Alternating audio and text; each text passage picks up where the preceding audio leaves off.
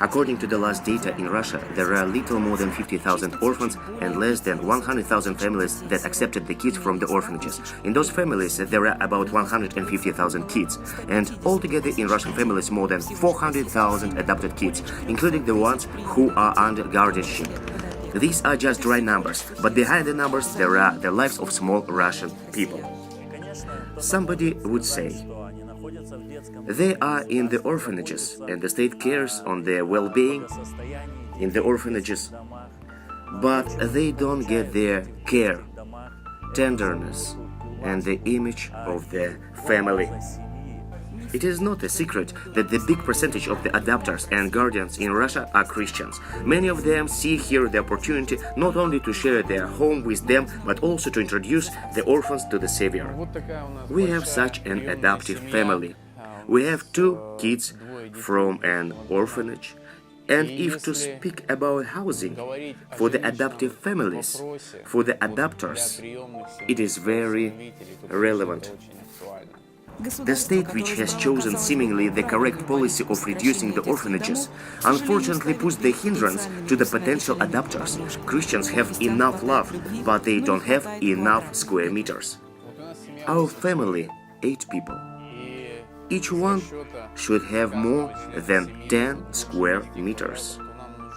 We need the housing more than 80 square meters. For many people, including us, it is not real to have such a big apartment. Not saying for the super cities such as Moscow, St. Petersburg. This is huge money. And if the officials are not bothered that the families having many children cabin in small apartments, their requests to the adopters are of high comfort. I really hope that something would change. The program of the family-type houses is very actual today, and somehow it will be able to influence on resolving the housing for some people. It is written in the national strategy of Russia that a child up to 3 years shouldn't get to the orphanage system. Pastor Andrei Zhelezoglu supposes that a child of any age should have a family, and if he or she cannot have their own family, then they should have an adoptive family for sure, and every adoptive family should have roomy house.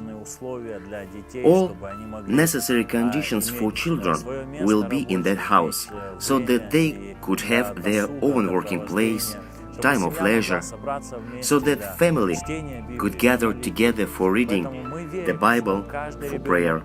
We believe that every child that would come to the house will be grown in love, in the knowledge of the Lord.